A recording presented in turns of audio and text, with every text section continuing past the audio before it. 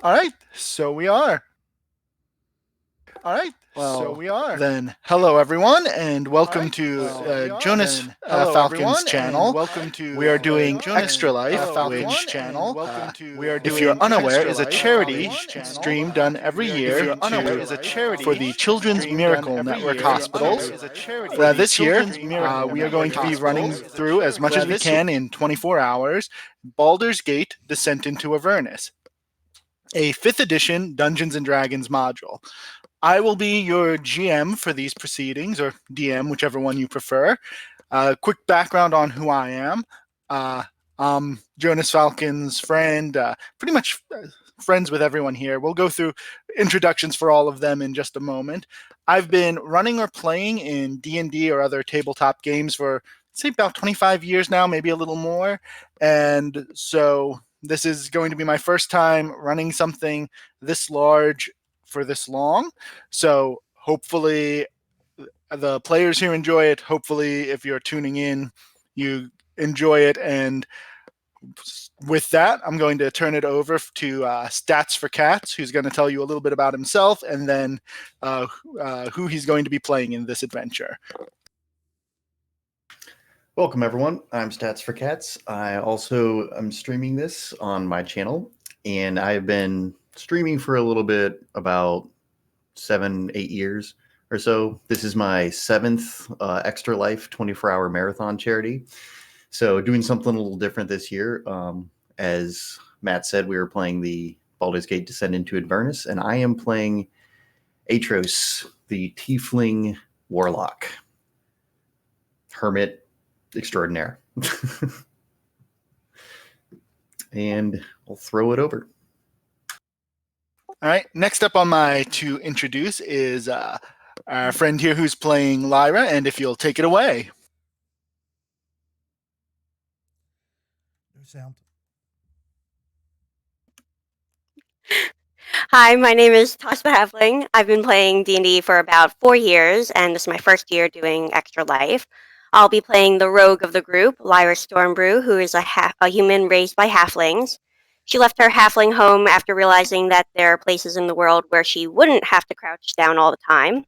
And she finds herself in the area in order to find out more about what happened to her biological parents. Thank you very much. And now the host for these proceedings, Jonas Falcon, you're up. Hey everyone, so I'm Jonas. This is my 3rd year doing Extra Life. I've been playing D&D itself for about 27 years, so this feels like it'll be a pretty good adventure. I will be playing Ronald McKneesmasher tonight, or today, who is a halfling barbarian, because we figured let's switch things up here. I usually play the rogue of the group, but I want to make this as entertaining as possible. So Ronald McKneesmasher spent most of his time being trained by the famed Gutbuster Brigade, and now he is traveling the world to kind of hone his skills, become a little bit more stronger, and he's pretty much going to be walking around with the ego that's going to be supersized. All right, and next up we have Zemar, if you'll take it away. Howdy, I go by Kane, and I'll be playing Zamar, who's a halfling bard who has lived his whole life in El Toro. And so if any of you have been living in that town for any period of time, you've probably heard him and his other buddy playing in taverns throughout the world with such great hits as "Where is Mahat? Go, where is Mahat?" and "What do you do with a drunken sailor? What do you do with a drunken sailor?" And all those tried and true bards, like just tavern smash singles, And he is moving to become an adventurer for reasons of his own, and yeah. All right, thank you. And last but not least, our dwarf. Go right ahead. Hi. Guess I'm going with Fluorescent. I'll be playing Ariel, the Grey Dwarf cleric. I haven't been playing D&D for very long, but my character will be trying to recover a stolen keepsake from my father. Very important to me. All right. I think that covers everyone. Jonas, Stats, since it's your guys' streams, if you've got anything else you want to add before we get started, the floor is yours.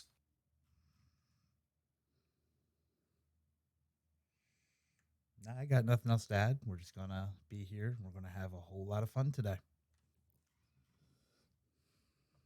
All right. Well, then, as with every great adventure, this adventure starts with some block text, which I'm going to read to you, and then I'll go ahead and show it to you. So if anyone is familiar with the adventure, there have been some liberties taken with it, and at some point in the future we can maybe discuss it. But so if you're trying to follow along in the module, it's going to be radically different, so don't even try. Just follow along. It'll be great. So if no one has any questions about how we're starting, I'm going to begin. Welcome to Elturel, a city on a high bluff in the Forgotten Realms, literally shining against the enemies of civilization, overlooking the Shianthar River.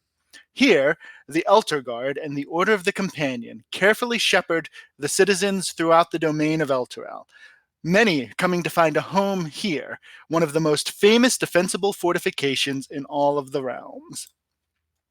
The city of Elturel basks in the forever daylight of the Companion, sometimes called Amintar's Gift.